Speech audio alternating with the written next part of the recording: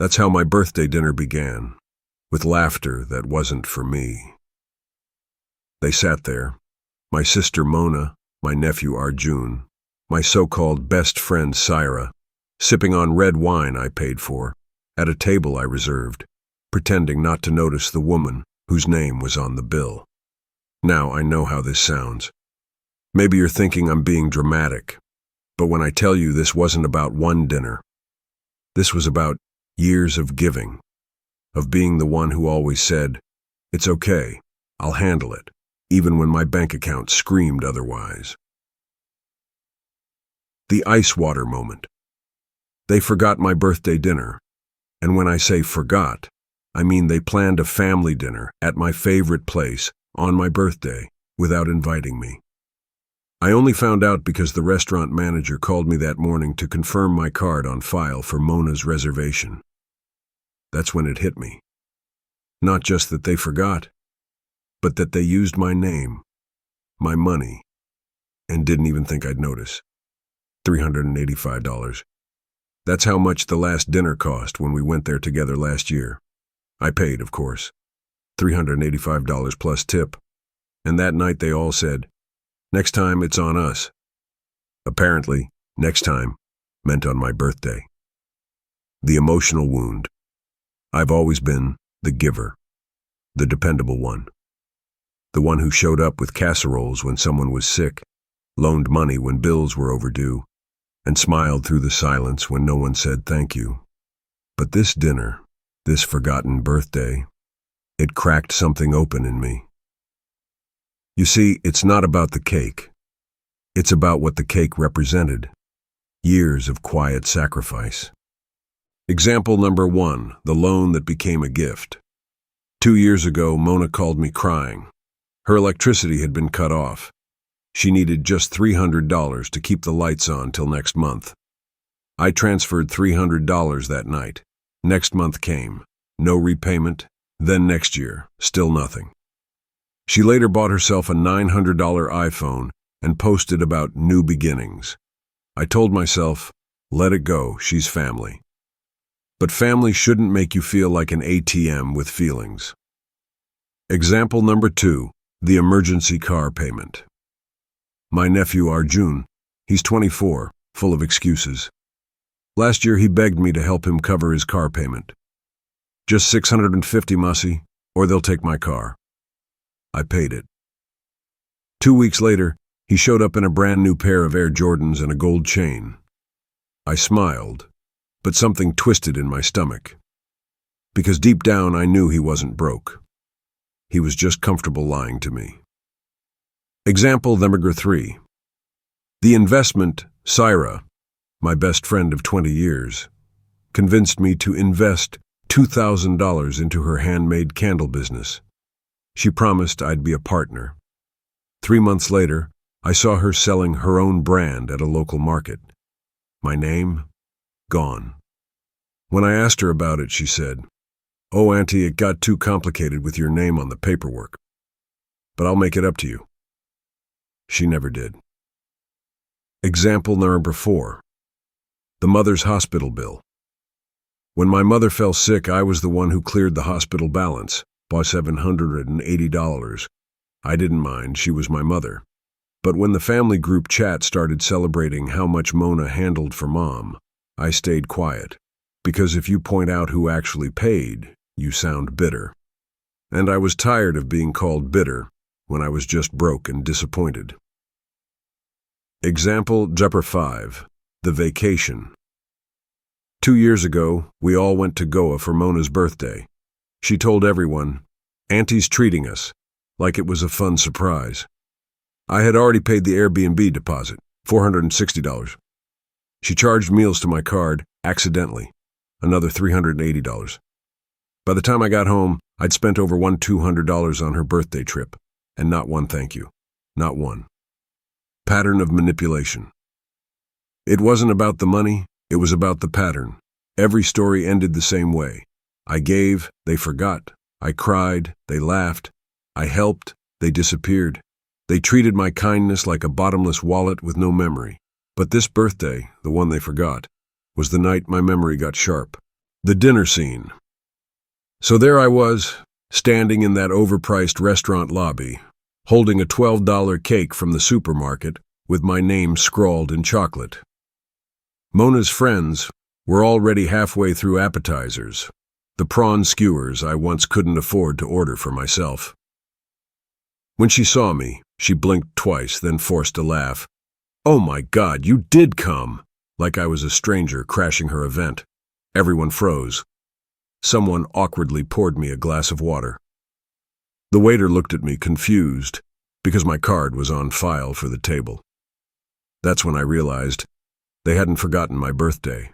They just didn't care enough to make me part of it. The silent dinner. I sat down. Nobody said happy birthday.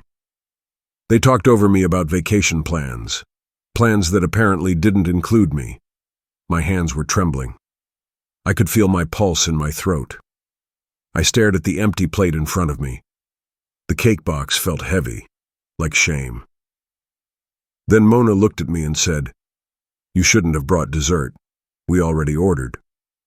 I smiled, that same polite smile I've used my whole life, the one that says, "Don't make a scene." But something in me whispered, "Why not?" First moment of defiance. When the waiter came with the bill, he handed it directly to me. I took a deep breath and said, loud enough for the whole table to hear, "You could have heard a pin drop." Mona's face went pale. Arjun choked on his drink. The waiter hesitated. I repeated, "She's the one who made the reservation, isn't she?"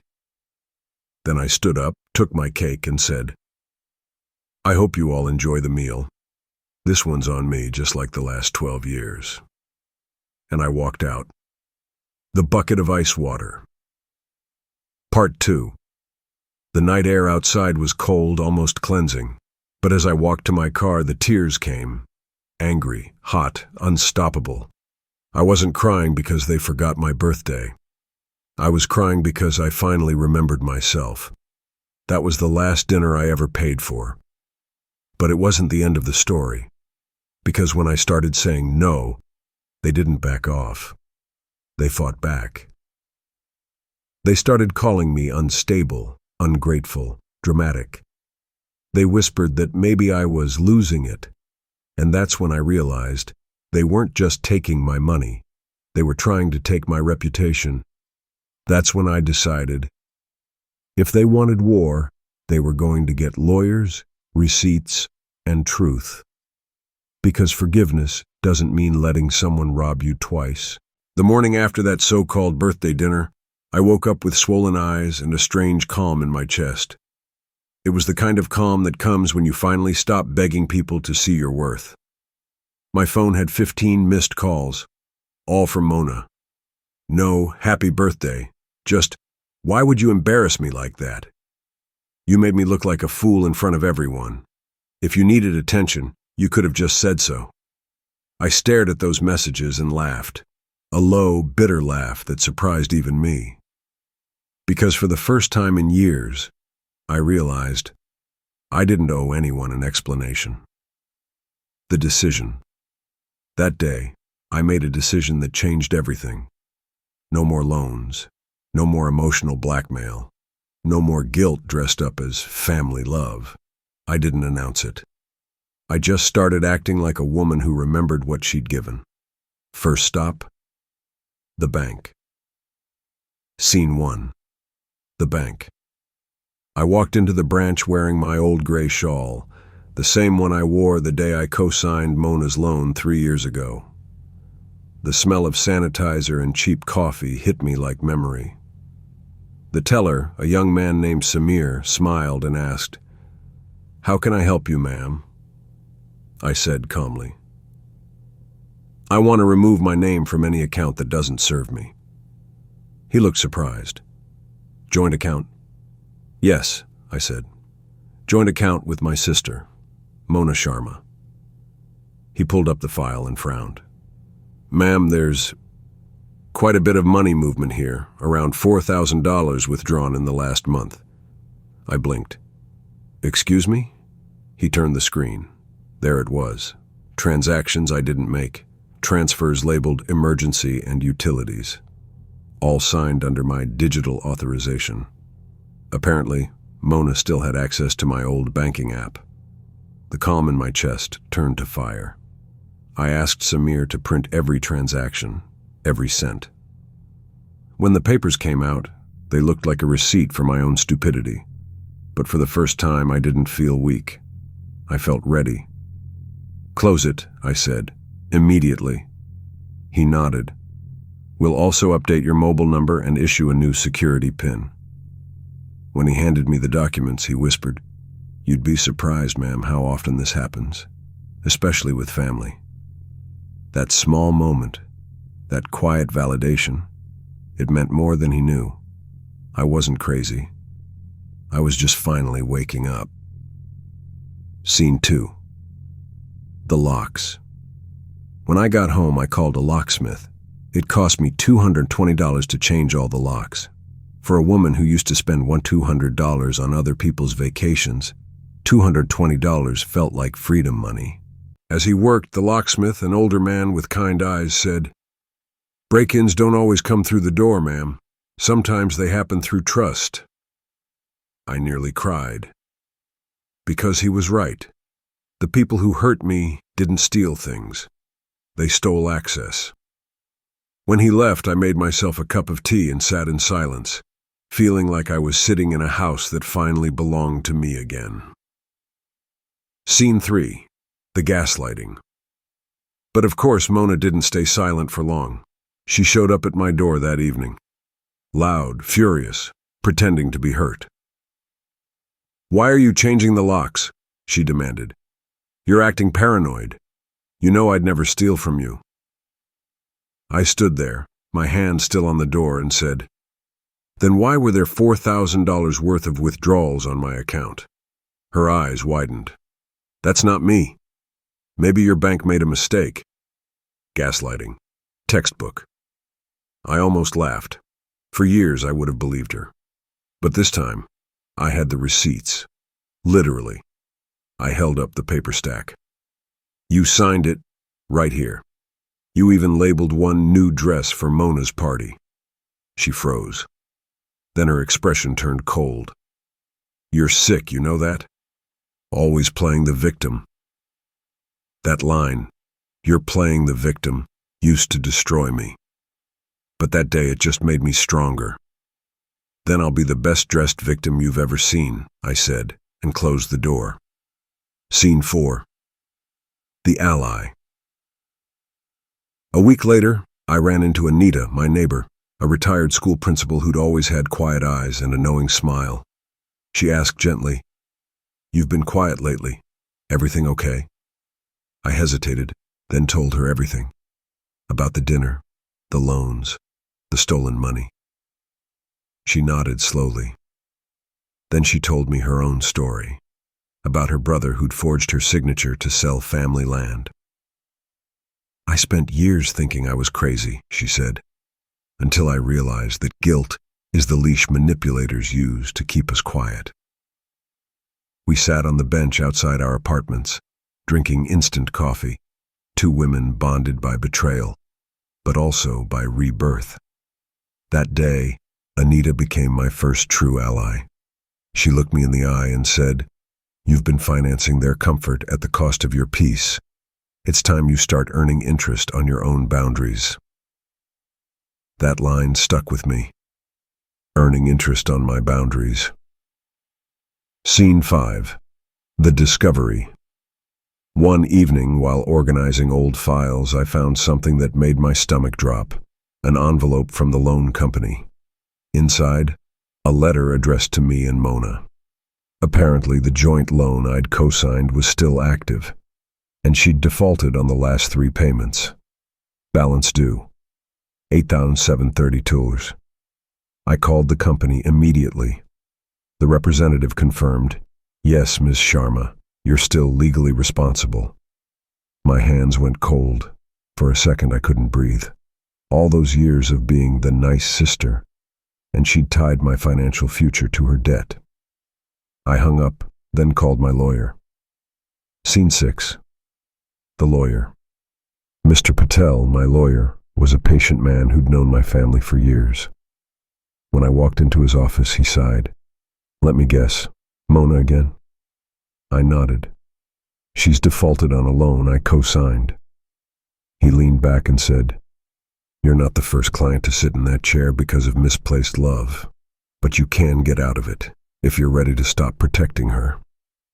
He helped me draft an affidavit stating that I had been misled about the terms of the loan. We began the process to separate my liability. When I signed those papers, I felt something physical shift inside me, like a knot untying. Before leaving, Mr. Patel said something that became my mantra. Kindness without boundaries isn't kindness, it's self-erasure. Scene 7, the counterattack. The next morning, I woke up to a Facebook post from Mona. "Some people will turn on you the moment you stop giving. Then they'll play innocent." The comments poured in. Cousins, old friends, even Sarah, all chiming in about how sad it is to see family break apart. It was public humiliation disguised as pity. But this time I didn't comment. I didn't explain. I simply took screenshots. Because the old me wanted understanding. The new me wanted evidence. Scene 8, the false crisis. 2 days later, Syra called, pretending to be worried. "Auntie, I heard you're having some kind of breakdown? Mona said you've been acting strange." I almost laughed. They'd moved from manipulation to character assassination. "No, dear," I said sweetly. "I'm not breaking down. I'm breaking free." Then I hung up. That click, that single confident click, was the sound of my liberation. Scene 9, the symbolic self-care. That weekend, I did something small but sacred. I went to the salon for the first time in years. I spent $75 on a haircut and $20 on a manicure. $95, money that, a month ago, I would have lent to someone else in need. As I sat there watching the old me fall to the floor in strands of hair, I whispered to the mirror, "You are not their wallet. You are not their scapegoat. You are enough." When I walked out of that salon, the sun felt warmer. I caught my reflection in the window of a passing car and barely recognized her. This woman who looked alive. Scene 10, the grave. Visit. The next morning I visited my mother's grave. I brought white lilies, her favorite. I knelt down and whispered, "Ma, I know you raised me to take care of everyone, but I'm learning that taking care of myself doesn't make me selfish." The wind rustled through the trees like she was answering me. For the first time, I didn't cry out of pain. I cried out of relief. Because I could finally imagine a future where my worth wasn't measured in dollars spent or favors given. Scene 11, the turning point. That night, I got an email from my lawyer. "We'll need you to come in next week." Mona's legal team responded. "They're disputing your claims." Legal team. Of course. Mona had escalated. This was no longer just about money. It was about control. And suddenly, I realized where this was heading. Courtrooms, witnesses, accusations. But I wasn't afraid, because this time, I had the truth. And the truth doesn't need permission to exist. When my lawyer called to say Mona had filed a formal complaint claiming I had been the one exploiting her, I almost laughed. Almost. But laughter turned into something else. A sound between disbelief and exhaustion. She'd actually done it. She was accusing me of financial manipulation and mental harassment. Imagine that. The woman who drained my accounts was now painting me as a bully with a victim complex. I stared at the email for a long time. Then, slowly, I whispered, "All right, Mona. You wanted a stage. Let's give you one." Scene 1, the legal notice. A week later, the notice arrived. Thick, formal, stamped with authority. My heart pounded as I opened it. Her lawyer's words were venom wrapped in politeness. "Our client, Ms. Mona Sharma, asserts that her sister, Ms. Protagonist's name, has subjected her to sustained emotional pressure and unauthorized control over shared finances. Control? Me? I was the one who had co-signed, bailed out, and babysat her debts. But here it was, black ink trying to rewrite history. That night, I barely slept. I kept replaying every time I said yes when I wanted to say no, every moment of silence when I should have spoken. I realized something chilling. Abusers don't just steal money. They steal narratives. And if you don't tell your story, they'll tell it for you, wrong and loud. Scene 2, building the defense. The next morning, I walked into Mr. Patel's office with a box of receipts, printed messages and screenshots. Every dollar I'd sent. Every promise they broke. He raised his eyebrows. "You've been documenting this?" I nodded. "For years. I just didn't know why I was saving it all until now." He smiled faintly. "Then you've already won half the battle." We built a timeline. Every transaction was labeled.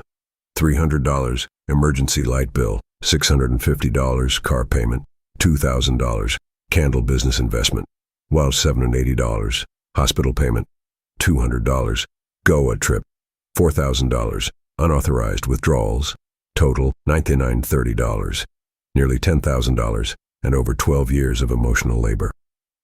When I saw that total written on paper, I didn't feel sadness. I felt validation. It was like holding a mirror up to my own pain, and finally believing it was real. Scene 3.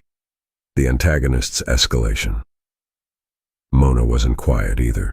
She began calling relatives, twisting the story. She told them I'd cut her off out of jealousy, that I was hoarding money, that I was mentally unstable. Scene 4. The psychiatrist. Dr. Khan was calm, sharp, the kind of woman who could read you before you spoke. After an hour of talking, she said, "You've been emotionally exploited for years. This is called financial abuse. It's a form of domestic violence." Her words stunned me. "Financial abuse?" I repeated. She nodded. "It happens when someone uses money to control, manipulate, or drain another person's resources, often under the guise of love or family duty." She offered to write a professional statement confirming I was of sound mind and had suffered prolonged coercion. When I left her office, I felt taller, because for the first time, someone with authority had named what I'd endured. Scene 5. The courtroom. The first day of the hearing felt like walking into a movie I never asked to star in. The air conditioning was too cold, the benches too hard, and Mona, oh Mona, she came dressed in white, like the victim she was pretending to be. Syra was there too, sitting behind her, whispering encouragement. They looked like angels with daggers. I took my seat beside Mr. Patel. He leaned over and said, "Remember, truth doesn't shout. It stands." Scene 6. The testimonies. There were 3 witnesses on her side. 1. Syra, claiming I pressured Mona to take loans. 2. A cousin, saying I'd isolated the family. 3. A neighbor who heard arguments through the walls. Each one twisted memories like taffy. Then came our side. Witness 1. The bank manager, confirming unauthorized withdrawals under Mona's name. Witness 2. Dr. Khan, verifying I was mentally sound and financially exploited. Witness 3.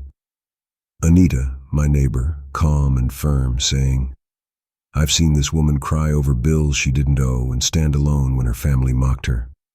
That's not instability, that's survival." When she said that, the courtroom went silent. Even the judge looked moved. Scene 7. The cross-examination.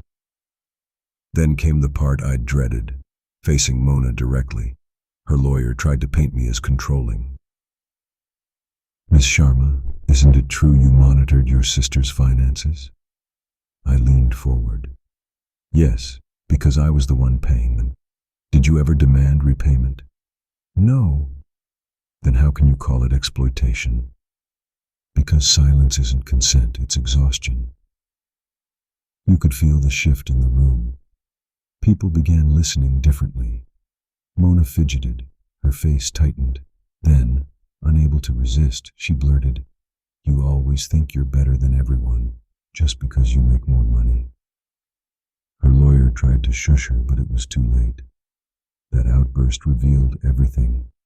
I met her eyes and said softly, "No, Mona, I just stopped apologizing for earning it." It was my mic drop moment. Scene 8. The financial expert. The next witness was a financial expert who analyzed our bank records. He confirmed that 82% of all joint account withdrawals benefited Mona directly. He said, if anything, Miss Chronic Protagonist functioned as the financial provider without consent or compensation. In other words, they used me like a credit card with emotions. Scene 9. The turning point. Then came my testimony. I took a deep breath and spoke, not with anger, but with clarity. For 12 years, I thought love meant paying the price of belonging. I thought family meant never saying no. But I've learned that when love demands your silence, it's not love. It's debt. The courtroom was still. Even the judge paused before writing something down. In that moment, I didn't just defend myself. I defended every woman who'd ever been told she was crazy for wanting respect. Scene 10. The judgment. The ruling came 2 weeks later. The judge stated that all financial responsibility tied to the co-signed loan would be transferred to Mona. She was ordered to reimburse me $9,930. Her defamation claim was dismissed entirely. The judgment included one line that I'll never forget. The court finds that the respondent's generosity was exploited, not reciprocated. Justice, written in ink, signed and sealed. Scene 11. The aftermath. When the decision came through, my phone lit up. Some relatives apologized privately, saying, "We didn't know." Sarah deleted her Facebook post. Mona, of course, didn't call, but I heard through the grapevine she'd moved to another city, started over. Good for her. Everyone deserves a fresh start, even those who once forgot yours. Scene 12. The power of voice. A few weeks later, I was invited by a women's community center to speak about financial abuse. I stood on that small stage, looking out at 50 faces, young, old, weary, hopeful, and I told them my story, about the dinner, the betrayal, the courtroom. When I finished, the room was silent. Then one woman in the back stood and said, "You just described my life." And suddenly I knew, all of it had a purpose. The courtroom smelled faintly of lemon polish and cold nerves. My palms didn't sweat this time, not anymore. I stood there in my plain navy dress, no jewelry, no distractions. Just me. My lawyer had told me to look neutral, but there's nothing neutral about finally standing in the light after years in the dark.